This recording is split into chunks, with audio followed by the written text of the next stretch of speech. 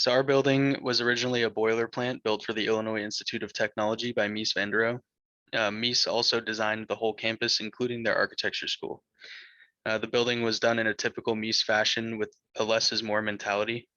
The logic, the logics we were able to identify were ventilation, the grid system, the structure system, aesthetics, and materials. Our objective with our expansion was to take our building that represents industry and pollution and flip it on its head to promote green energy.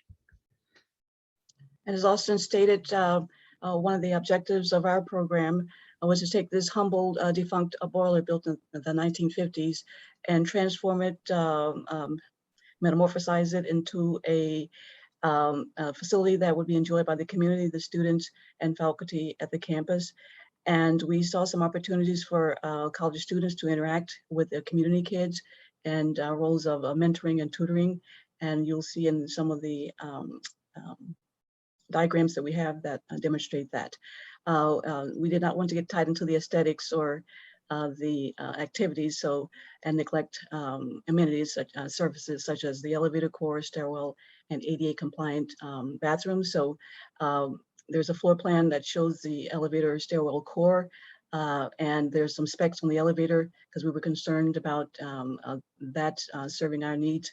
But this Schindler elevator can hold up to 21 to 3,500 pounds and 14 to 23 passengers at one time, and can stop at 8 floors, and that's very sufficient for us. Great, Radhika. So coming to the first floor plan, we have designed the art gallery over here, and around the smokestack, we have kept an open area so that the sunlight can pass directly from the level 4 to the level 1. Moving to the second floor plan, we have designed the cafeteria. The entire plan consists of the cafeteria. So on the second floor plan, there is going to be a direct access from the railway track. So coming to the third floor plan. The third floor plan is basically meant for the students. We have placed the museum area as well as the activity area for the students. There are some sketches also which we made it, and through this museum area and the activity area, students can perform various kinds of activities over there, and they can gain a lot of knowledge. Moving to the fourth floor plan, we have designed the library and a rentable space. So the rentable space can be used for the occasions or any kind of functions. And shortly we have presented this diagram. It indicates that the blue color indicates the original building. The brown color indicates the expansion of the building, and the purple color states the stairwell part.